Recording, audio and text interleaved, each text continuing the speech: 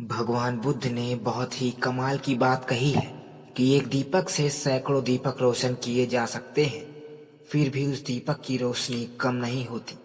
उसी तरह खुशियां बांटने से बढ़ती हैं, कम नहीं होती। तो आज हम आपके लिए लाए हैं एक छोटी सी कहानी जो भगवान गौतम बुद्ध के प्रेरणा स्रोतों पर आधारित है।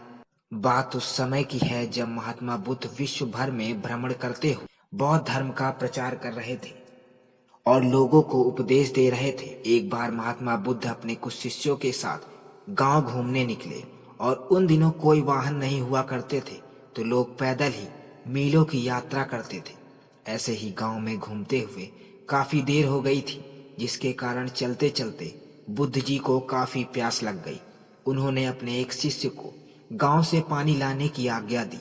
जब वह शिष्य गांव में अंदर गया तो उसने देखा वहां एक नदी थी जहां बहुत सारे लोग कपड़े धो रहे थे, तो कुछ लोग नहा रहे थे, जिसके कारण नदी का पानी काफी गंदा सा दिख रहा था। शिष्य को लगा कि गुरुजी के लिए ऐसा गंदा पानी ले जाना ठीक नहीं होगा। ये सोचकर वह वापस आ गया। महात्मा बुद्ध को बहुत प्यास लगी थी, इसीलिए उन्होंने फिर से दूसरे शिष्य को पानी लाने भेजा। कुछ देर बाद वह शिष्य लौटा और पानी ले आया। महात्मा बुद्ध ने शिष्य से पूछा कि नदी का पानी तो गंदा था, फिर तुम साफ पानी कैसे ले आए?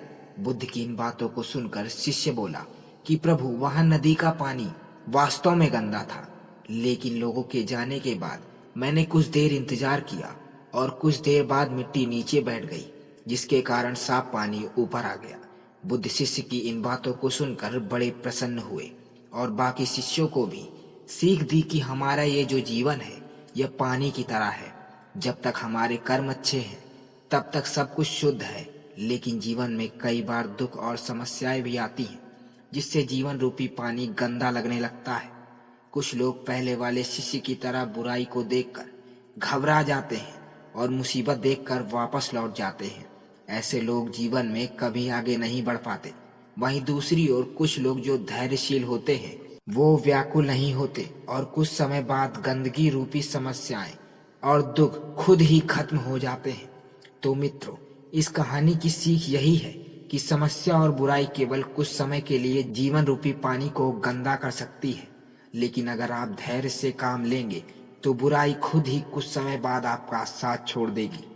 आप लोगों को ये कहानी कैसी लगी नीचे कमेंट करके जरूर बताएं और हमारे चैनल को सब्सक्राइब करना ना भूलें।